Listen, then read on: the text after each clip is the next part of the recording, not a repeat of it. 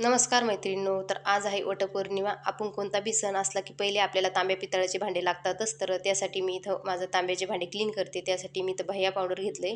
जास्त काय नाही, थोडंसं हातावर घ्यायचं आणि मस्त तांब्या असा छान असा चोळून घेतला आणि एकदम असा चकाचक तांब्या निघतो. जास्त घासणी वगैरे काहीच लावायची गरज नाही पडत त्याला.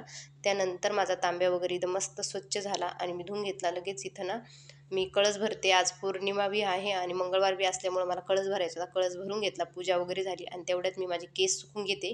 म्हणलं फरची पुसायच्या आधी केस सुकून घेते, म्हणजे मग फरशीवर घाण होती. त्यानंतर तेवढ्यात एक ताई आल्या आणि त्यांचं ब्लाऊज बाकी होतं आय हुक करायचं, त्यांना करून दिलं.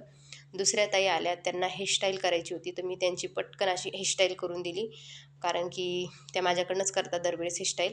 त्यानंतर मी माझी स्वतःची बी तयारी करून घेतली आणि मला गजरा लावायचा होता, तर मला जमत नव्हता. मी ऋतुजाला बोलवलं आणि तिनं माझा मस्त गजरा लावून दिला.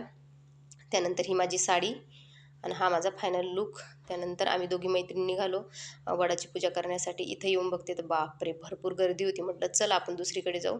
आम्ही तिथून निघालो आणि इथे एक कॉलनीतल्या महिलांनीच फक्त पूजा केली आणि त्या तिथून निघून गेले होते. इथं कोणी जास्त गर्दी नव्हती.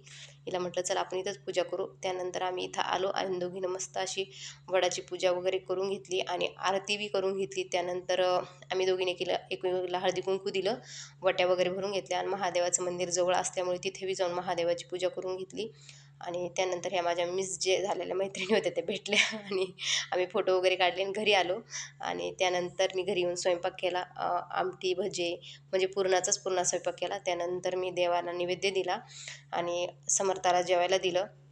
समर्थाने एक घास घेतला की लगेच पप्पा आले. तर पप्पा आले तर आम्ही हातातली पोळी खाली टाकून दिली आणि उठून डायरेक्ट पप्पाकडे गेलो, कारण की आम्हाला लगेच बाहेर जायला पाहिजे त्यासाठी. त्यानंतर मी माझ्या व्हिडिओचा एंड इथंच करते.